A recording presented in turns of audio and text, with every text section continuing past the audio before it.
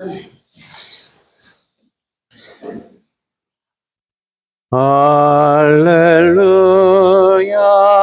할렐루야, 할렐루야, 할렐루야. 오소서 성령이시여 믿는 이들의 마음을 채우시고 주님 사랑의 불을 붙여 주소서. 할렐루야, 할렐루야.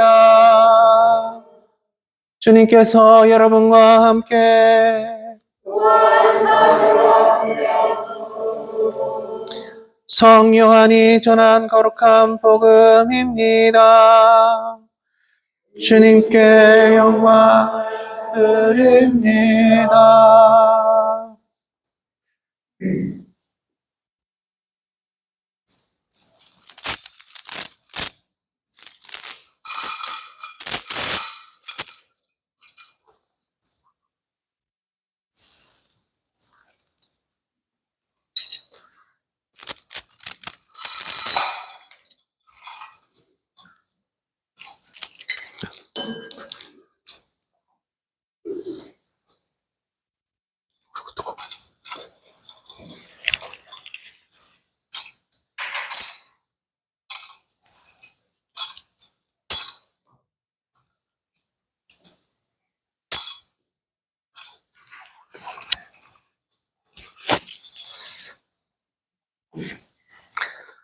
안식일 다음 날 저녁에 제자들은 유다인들이 무서워서 어떤 집에 모여 문을 모두 닫아 걸고 있었다. 그런데 예수께서 들어오셔서 그들 한가운데 서시며 너희에게 평화가 있기를 하고 인사하셨다. 그리고 나서 당신의 손과 옆구리를 보여주셨다. 제자들은 주님을 뵙고 너무 기뻐서 어쩔 줄을 몰랐다. 예수께서 다시 너희에게 평화가 있기를, 내 아버지께서 나를 보내주신 것처럼 나도 너희를 보낸다 하고 말씀하셨다. 이렇게 말씀하신 다음 예수께서는 그들에게 숨을 내쉬시며 말씀을 계속하셨다. 성령을 받아라. 누구의 죄든지 너희가 용서해주면 그들의 죄는 용서받을 것이고 용서해주지 않으면 용서받지 못한 채 남아있을 것이다. 주님의 복음입니다. 성부와 성자와 성령의 이름으로 아멘. 네. 네, 오늘 요한복음 들으셨는데요. 성령 강림 대축일에 들으신 오늘 요한복음 보시면 예수 부활 대축일 이후에 성령 강림 대축일이 가까워오는 지난 부활 5주, 부활 6주, 그리고 오늘 특별히 이렇게 성령에 관한 복음을 듣게 됩니다. 부활 5주와 6주째에는 예수님께서 십자가에서 죽기 전에 이제 제자들과 마지막 말씀을 이별을 하겠다 하신 말씀을 그런 담화가 나오는 장면이었습니다. 그리고 그때에 처음으로 요한복음에는 협조자이신 성령에 대해서 예수님께서 조금 자세히 설명해 주십니다. 협조자이신 성령은 하느님께서 선물로 주시는 은사로서 오신다. 그리고 성령께서 제자들 안에 있고 성령 안에 제자들이 있다. 기억나시죠? 성령께서 제자들 안에 있고 제자들 안에 성령이 있다. 이런 말씀을 해주셨습니다. 그래서 성령은 친교, 일치를 이루어 주시는 분으로 드러나게 되고요. 당연히 성령과 우리들이 친교와 일치를 이루기 때문에 세상 끝날까지 우리와 함께 계실 것임을 복음은 밝혀주십니다. 이 협조자라는 이름 그대로 보면은 협조자라는 이 성령께서는 제자들을 도우시는 분 이렇게 나오고요. 그래서 제자들이 권력자와 박해자 앞에 설 때 무슨 말을 할지 모를 때, 그럴 때 성령께서 대신 변호해 주신다, 협조해 주신다라는 의미입니다. 그래서 그리스어로 협조자를 파라클레이토스라고 하는데요. 이게 무슨 말인 뜻이냐면 원래 이게 우리 곁에 불리워 오신 자, 불린 자입니다. 그래서 이 말이 이제 라틴 말하고 영어로 가면서 법정에서의 변호사라는 뜻이 됐어요. 뭐 영어로 하면 이제 advocate 이런 말인데요. 이게 변호사란 뜻입니다. 협조자는 바로 곁에서 우리가 위험에 그리고 공경에 처할 때, 특히 박해로 인해서 법정에 설 때 변호사로서 주님을 증언하도록 돕는 분이다라는 뜻을 더 갖게 되고 그때 체험을 많이 하게 되죠. 그래서 예수님 근데 또 다른 영은 진리의 영을 보내주겠다는 말씀도 하셨어요. 그래서 법정에 서거나 박해자 앞에서 예수님을 증거하기 위해서는 그럼 성령은 어떻게 해야 되냐? 예수님 말씀을 기억하게 하는 능력을 주시는 겁니다. 예수님 말씀을 기억하게 하는 능력을 주시는 겁니다. 그러니까 제자들이 이제 예수님께서 돌아가시고 그리고 부활하셨더라도 기쁘긴 한데 약간 이상한 거예요. 그래서 갈팡질팡하고 있을 때 그때 어떻게 하셨냐면 예수님께서 나 간다 하고 승선하고 가셨어요. 근데 그냥 가신 건 아니라 뭘 보내주시기로 약속하셨다고요? 성령 보내주시기로 약속하셨다. 그래서 이때 성령이 내려오셔가지고 제자들은 예수님과 함께 있었을 때 들었던 말씀을 이제 기억해내기 시작하는 겁니다. 그전에는 예수님께서 다 이것저것 가르쳐 주시고 뭐 기적도 베푸시고 하니까 그냥 그것만 보고 있었어요. 내가 무슨 뭐 예수님처럼 말씀을 잘하고 가르침을 전하고 이런 생각까지는 잘 못했던 것 같습니다. 그런데 예수님께서 성령을 내려주셔서 이제 예수님이 가르치지 않고 제자들이 그리고 믿는 이들이 다른 사람들을 가르치기 시작합니다. 가르치려면 어떻게 해야 돼요? 뭘 알아야 돼? 공부도 해야 되고 또 예전에 들었던 거를 기억해내야 된다는 겁니다. 그래서 진리의 영이라는 분은 뭐냐? 예수님께서 하셨던 말씀을 기억하게 하는 겁니다. 예수님 말씀이 진리다라고 해서 기억하게 하는 것입니다. 그래서 제자들은 성령을 받아서 예수님 말씀을 기억해내기 시작합니다. 그 진리의 영이란 바로 예수님을 통해 들었던 말씀, 그분의 행위가 진리임을 깨닫게 해주시는 영이다. 그래서 제자들은 예수님뿐만 아니라 예수님의 말씀과 계시를 기억하고 증언합니다. 그리고 또한 이 협조자 성령께서 무엇을 이루어 주시냐? 일치와 친교를 이루어 주신다고 했으니까 이 말씀은 나 혼자만의 친교를 이루어 주시는 게 아니에요. 제 안에도 성령이 계시고 여러분 각자에도 성령이 계셔요. 그러니까 그 성령이 다 어떻게 해요? 일치되면은 그게 바로 그리스도의 공동체, 제자 공동체가 되는 것이죠. 이렇게 우리를 중보하시고 변호하시고 일치와 친교의 공동체로 이끌어 주시기 때문에 위로자 성령으로도 불리십니다. 그러니까 누구도 나와 공동체를 지켜주지 못한다고 느껴도 늘 성령께서 지켜주시고 위로하시고 용기를 내라고 격려해 주시는 분으로 우리는 알게 됩니다. 예수님께서 요한복음에서는 예수님께서 이제 고별하실 때, 이별하실 때, 나 이제 가기 전에, 죽기 전에 당부하셨던 그 말씀을 하셨을 때 오히려 이렇게 협조자 성령을 조금 자세하게 설명하셨는데요. 아니 부활하시고 나서 나자마자 오늘 그냥 숨을 내쉬시며 뭐래요? 뭐라고 그러셨어요? 성령을 받아라. 그리고는 간단하게 서로 죄를 용서하라. 그것만 강조하셨어요. 성령 받으라 하면서 그러면 너희들이 죄를 용서하는 권한도 생기지만 또 이 죄를 용서하지 않으면 그 죄가 그대로 남는다. 이런 말씀이에요. 그 이야기는 무슨 얘기냐? 나만 그런 권한을 갖는 것이 아니라 성령을 받았던 사람도 그런 권한을 받았다는 겁니다. 그래서 죄를 서로 용서하라. 성령은 일치와 친교를 이루시는 분이라서 이 말씀은 이렇게 용서의 마음이 없게 되면 어떻게 돼요? 공동체가 무너진다. 그리고 시기, 질투, 미움과 분열만이 일어나게 된다라는 것을 알려주십니다. 그러니까 우리가 성령을 받았으니까 용서해 주라. 그리고 너희가 용서하면 그 죄가 용서받는다. 다른 사람의 죄가 용서받는다. 그리고 너희가 용서하지 않으면 그 사람의 죄는 그대로 남는다. 그 말씀만 하셨어요. 성령에 관해서. 오늘 복음 말씀에서는 그래요.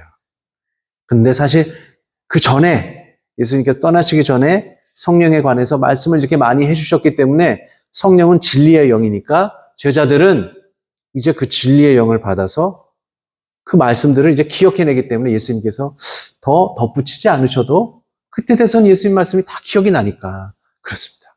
얼마나 좋아요? 그러니까 우리가 그리스도인이라면서 성령을 받지 못했다면 진정한 그리스도인이라 할 수 있을지를 고민해 봐야 돼요. 내가 성령을 받았나? 안 받았나? 자, 성령 안 받으신 분.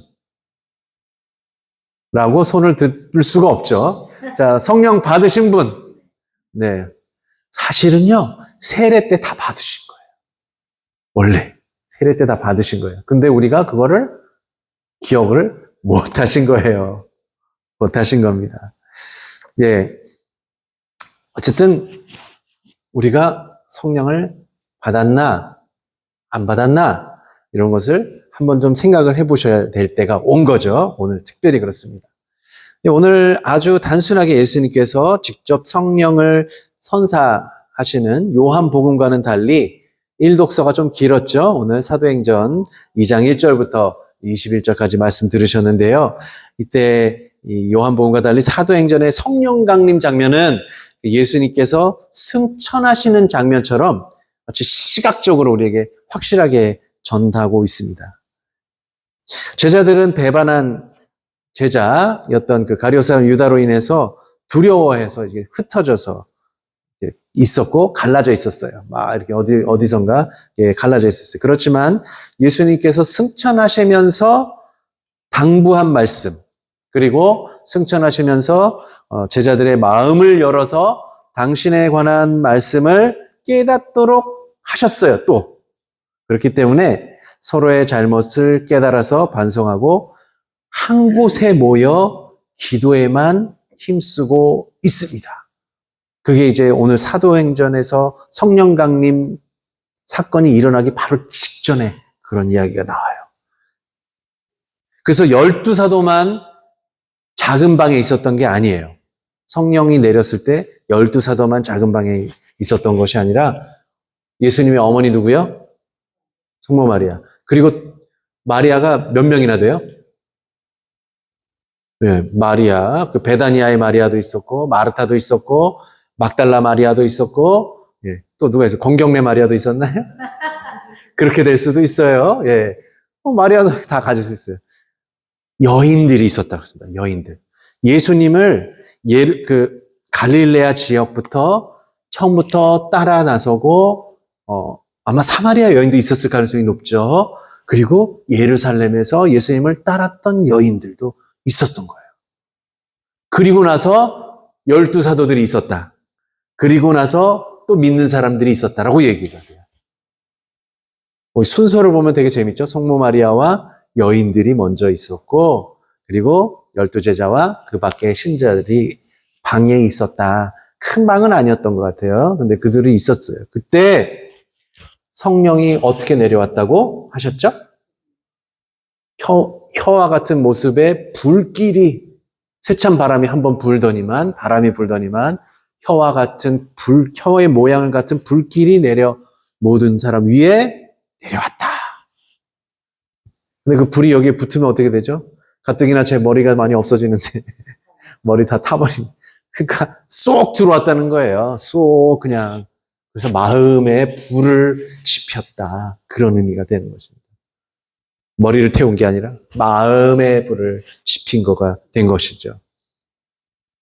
그러니까 그간 어떻게 말씀하셨냐면 이제 세례자 요한이 그런 얘기를 했었어요. 나는 물로써 세례를 베풀지만 내 뒤에 오시는 분은 불과 성령으로 세례를 베풀 것이다.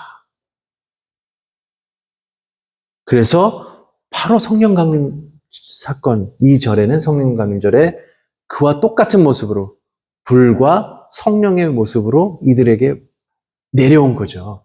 그러니까 그 예언이 바로 이날 이루어지게 되는 겁니다.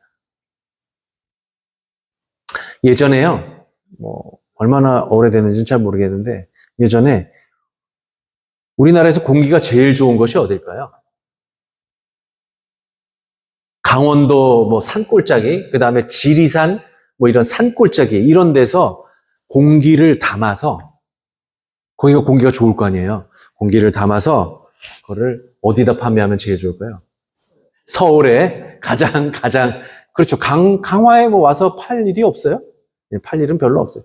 서울에 공기 가장 나쁜 뭐 강남이라든지 막 시청 근처 막 그냥 사람들 막 자동차 막 거기에서 그런 데서 팔아보겠다라는 계획을 가졌 회사가 있었다고 합니다. 근데 물론 그게 이루어지겠어요? 뭐 그냥 그때 그런 계획만 있었다라고만 있었어요. 그러니까 공기가 그냥 가만히 있나요? 그냥 움직이죠. 물론 우리가 뭐 비닐봉지나 뭐 이런 데다가 락앤락 같은 데다가 탁 담아서 그러면 집에 가서 그거 갖고 가서 탁 하면 맡으면은 신선한 공기가 느껴져요? 되게 애매하죠. 요만큼은 맡을 수 있을 것 같아요. 요만큼은. 근데 다 날아가 버려요. 일부는 그렇게 가능하겠지만 바람은 잡을 수 있는 게 아닙니다. 잡을 수 있는 게 아닙니다. 바람을 잡아놓으면 어떻게 돼요? 그냥 죽은 바람이 되죠. 죽은 공기가 됩니다. 성령은 바람과 같은 분이에요. 바람과. 그래서 우리는 성령을 잡을 수가 없어요. 바람과 같은 분이시기 때문에. 반대입니다. 반대예요. 그분이 우리를 사로잡으시는 거예요. 우리가 그분에게 사로잡혀야 우리는 성령께서 주시는 진리와 지혜와 지식과 슬기와 굳셈과 용기와 일치, 기쁨, 사랑을 그분과 함께 누릴 수가 있는 것입니다. 그래서 우리가 기쁨과 지혜를 억지로 만들 수는 없는 것입니다.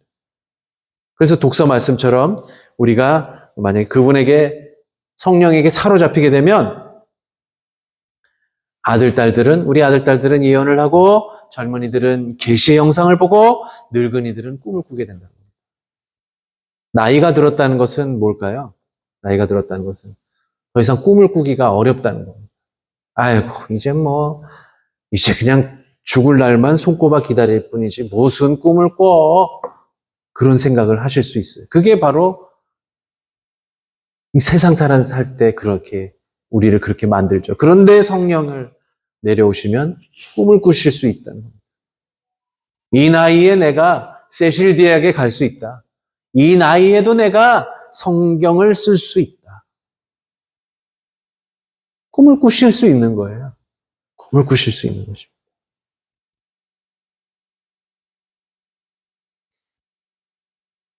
저는 우리 가운데 우리 교회 공동체, 냉정리 교회 공동체에 성령이 내려왔다고 느낍니다. 원수처럼 마음의 앙금을 가지고 있던 분들도 예수님의 말씀을 듣고 읽으면서 성령께서 용서의 마음을 부어주셔서 주님의 말씀을 새롭게 깨닫게 하여 주셨습니다. 복수심과 같은 마음의 앙금을 훌훌 털어버릴 수 있도록 성령께서 끊임없이 도우십니다. 얼마 전에 저 교우님들과 어떤 음식을 두고서 어떨 때 이런 게 몸에 좋고 이런 거는 몸에 안 좋아 이런 말을 하고 있을 때요, 우리 교우님 한 분이 로마서를 필사를 막 하셨잖아요. 우리가 그러니까는 기억을 하신 거야.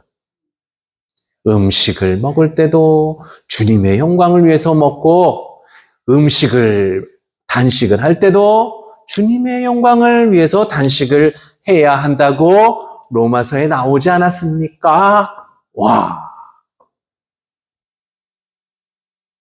말씀이 우리들 마음에 자리 잡는 겁니다. 성령은 어떤 분이시라고요? 예수님의 말씀, 성경 말씀을 기억하게 하십니다.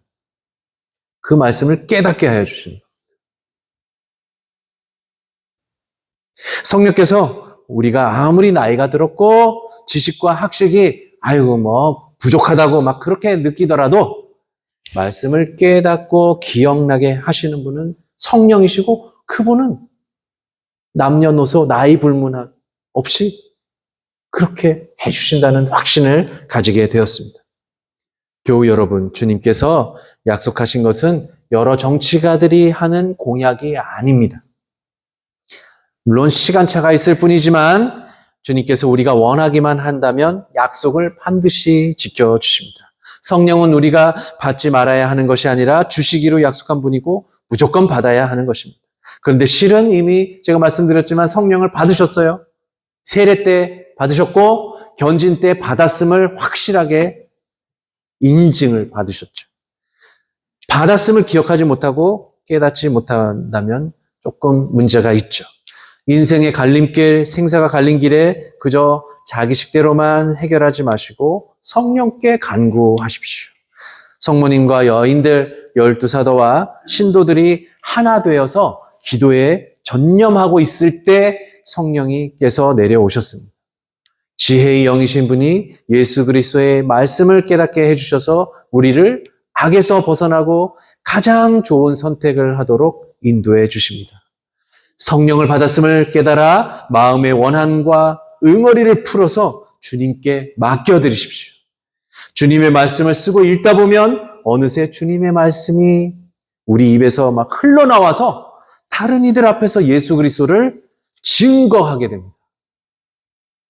오늘 성령 강림 대축일에 우리의 마음, 우리 모두 한 마음으로 기도하여서 서로의 죄를 용서하고 주님의 말씀과 계시를 깨달아 불과 성령으로 거듭나는 새로운 날을 시작합시다.